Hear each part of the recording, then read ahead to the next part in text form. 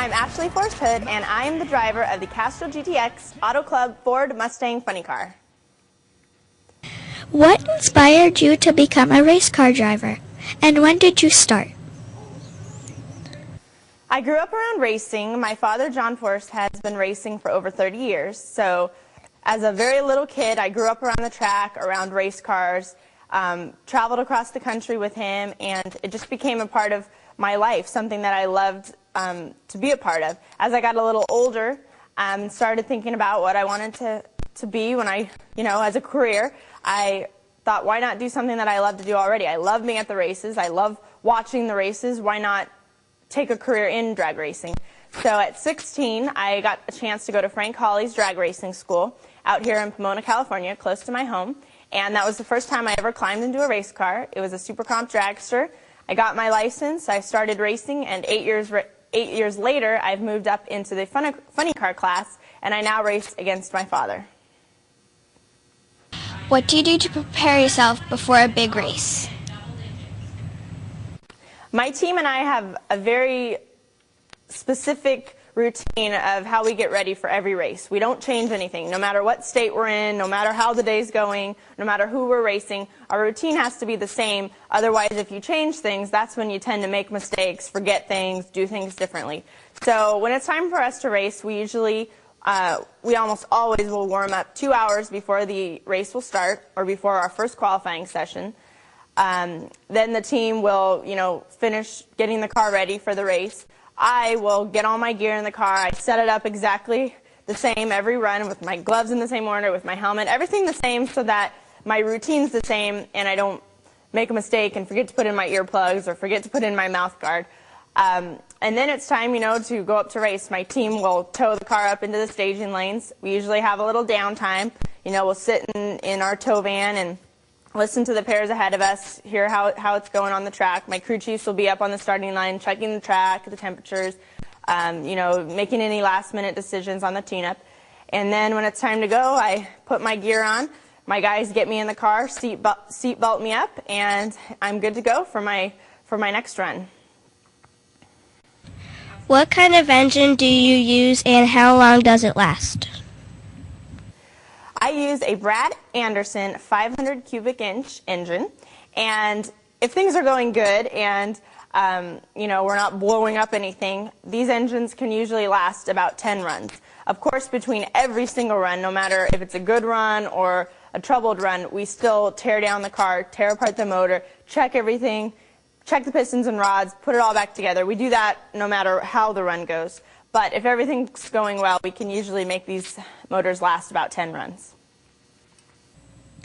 How fast does your car go, and what is your best quarter-mile time? My best quarter-mile time in the funny car is a 329 mile per hour run, and my best elapsed time that I went down the quarter mile is 4.72 seconds. Now, this past year, they made a rule change where they shortened our track. The track's still the same length, but they shortened how far we make our runs from 1,000 foot, or from a quarter mile, which was 1,320 feet, up to 1,000 foot. And that was a safety change they made to give us more time to get the car slowed if there was trouble. There was multiple reasons, but basically it was a safety change that NHRA decided on. So now we only run to 1,000 feet. And my quickest time to 1,000 feet is 310 miles an hour in 4.04 seconds. So that's kind of the difference to explain that, our length of how far we run is different. But the speeds are still well over 300 miles an hour and very quick and very exciting. How do you deploy the parachutes after the car finishes the race? As I come to the finish line, I reach up and I push a lever that's mounted on our Mustang body, and I push the lever forward, and that's how our chutes deploy.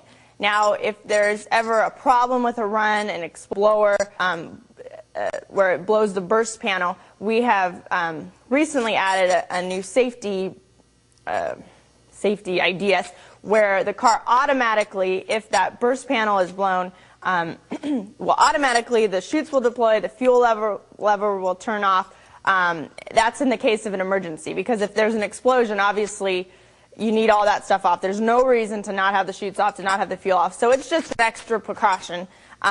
Drivers are trained anyway in any emergency, any problem, to do all those things, but this new safety edition helps to make it happen quick. So, but for the most part, we usually don't have explosions, and usually right at the 1,000-foot mark, I'm getting ready and I hit my parachutes and deploy them and slow the car down and turn it off at the end of the run.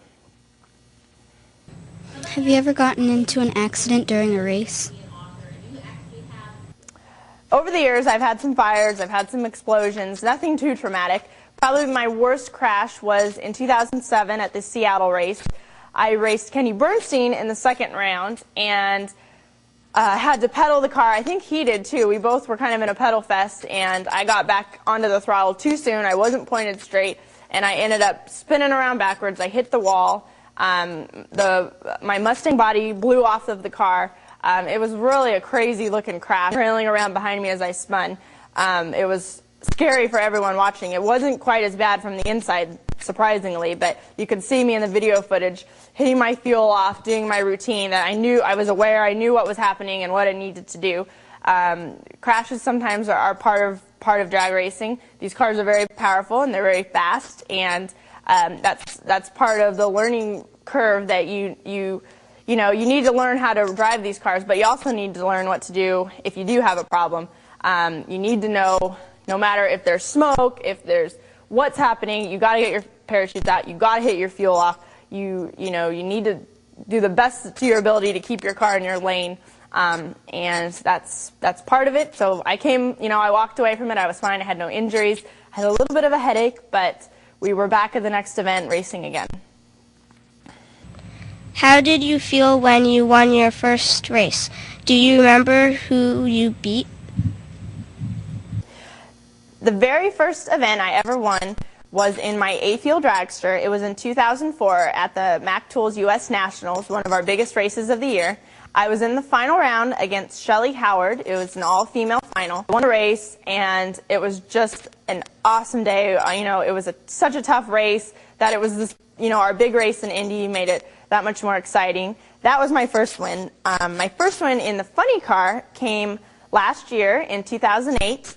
It was in Atlanta, Georgia, and I raced my father, John, in the final round.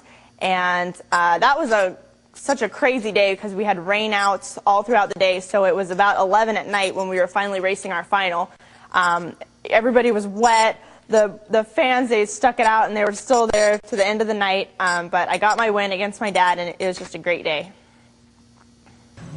Why is your car called a funny car?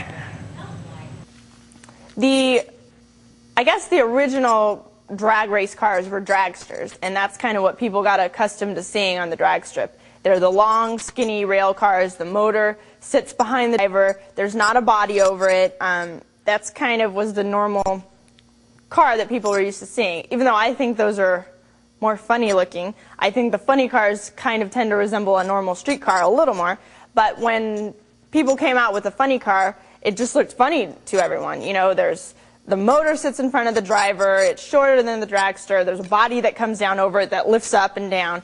And I think that's basically how it came to be called a funny car, because it just looked different than the dragsters that people were used to seeing. But at over 300 miles an hour, there's not too much funny about it.